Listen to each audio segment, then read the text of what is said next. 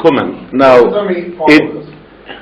If people stay married together, that means they may be happy. Yes. It also could mean that they may not be happy. I mean, if divorce in a society is frowned upon, which it is, and or even not allowed unless the man says it is all right, then is it not possible that in some families or many families we could have a very unhappy situation? We could have an unhappy situation, perhaps most especially with the woman. Is that not possible? But the teaching of Islam is that you get separated if you are not happy among yourself. And the woman can get the divorce without the consent of the husband through court. Court will give the verdict, you are separate now. But still, this percentage of divorce here is very low, very low. Can I ask one thing? Go ahead. Yeah, just because it is related to the subject. Yes.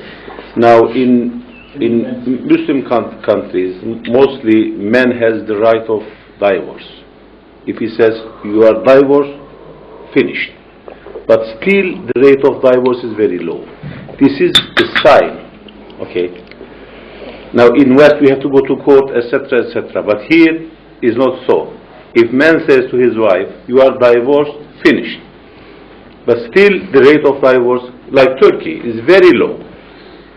And although we have a lot of very severe economic conditions, etc., but still rate of divorce is almost zero. But this is a sign. I think it is an answer to A very pertinent point. Dr. Ralph's question. Yeah. I mean, this is a sign. It is an empirical study.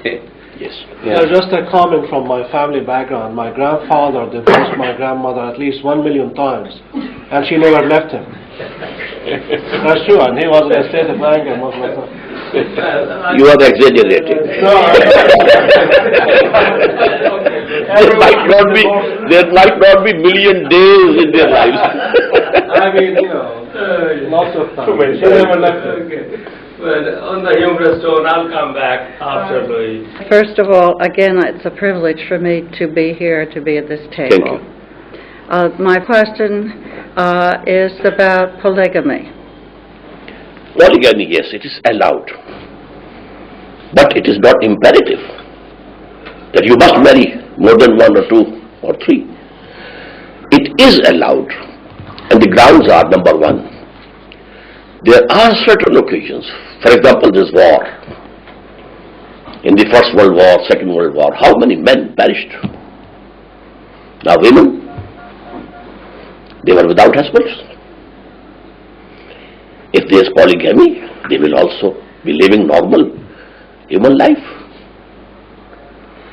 Secondly, the sexual urge in males is not equal in all of them. The lust for wealth is not equal among all the humans. In the same way, the sexual urge. There might be certain males who are so much stronger in their sexual urge that one wife can't do it. Because the sexual process in women is restricted, interrupted by the periods, by pregnancy, and so on and so forth.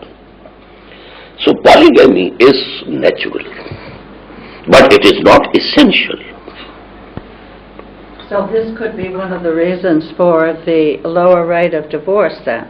That Lower rate of divorce. This could be one of the reasons. no, Because in the States, this would be considered, in the States, what I mean is in Christian marriage, this is considered adultery. to have second wife is adultery. Yes, no, not in Islam.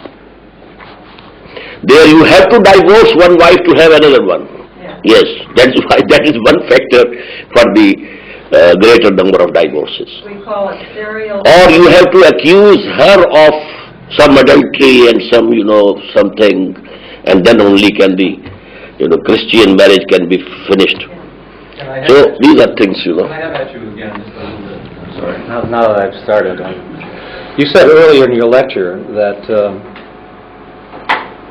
the Quran speaks to human equality. Human equality. There's no one higher nor lower, and so forth. And then you said it's whatever you have in your heart that counts.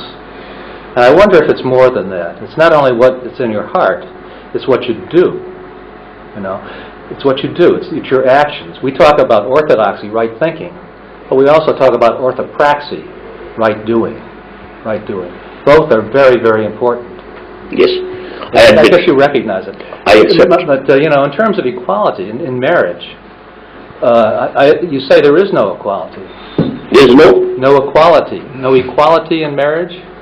That the man is head of the woman. Yes. Yes. But in our conception of marriage, it's a partnership. The man and the woman engage in a partnership. Some have more skills, perhaps in business or in some other respect than the other, and so they contribute to the good of the whole, rather than kind of strict division of labor. So there is this kind of sharing that in a good marriage takes place. At least that's been my experience, and the experience of people who have been involved in good marriages.